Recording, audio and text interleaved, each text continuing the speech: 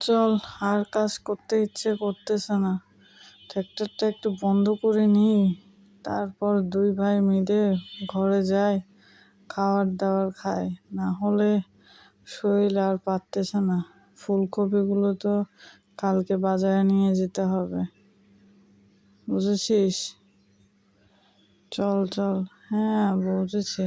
চলো তাহলে বাসায় যাই, বাড়ি যাই, যাই কিছু খাবার দাবার খাই।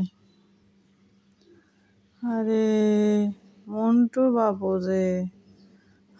এক ভাই যে সাইকেল নিয়ে কই জায়গায়, আরেক ভাই তোমরা পোশাক আশাকও একরকম পরো।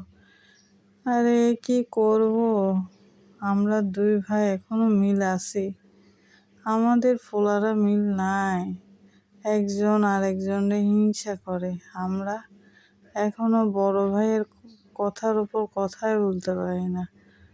বড় ভাইয়ের দেখে সরে যায়, আর এরা, আমার ভাই আমারে দেখে সাইকেল নিয়ে চলে যায়। আরে তোর বাবা কখন আসবো কে জানে। এরা যে গেছে মাঠে, আসার নাম গন্ধ নাই। কই খাবার দাবার, জানা বাবা, তোর বাবারে খাবার দাবার দিয়ে। পারুম না, আমি এখন স্কুল থেকে খেলা করে আসছি।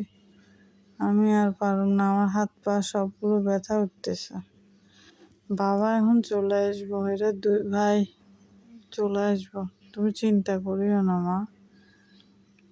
বাবা এখন চলে আসবো, চলে আসলে খাবার দাবার দিও।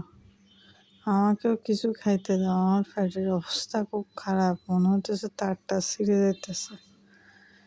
আরে কি অবস্থা! আজকে বাবু তো আসতেছে না, দোকান খুলে বসে আছে। আরে এটা রহিম চাচার ফোলা না? আদব কায়দা তো কিছু জানে না, আমরা বসে আছি, একটা সালাম টালাম দিতে পারে না।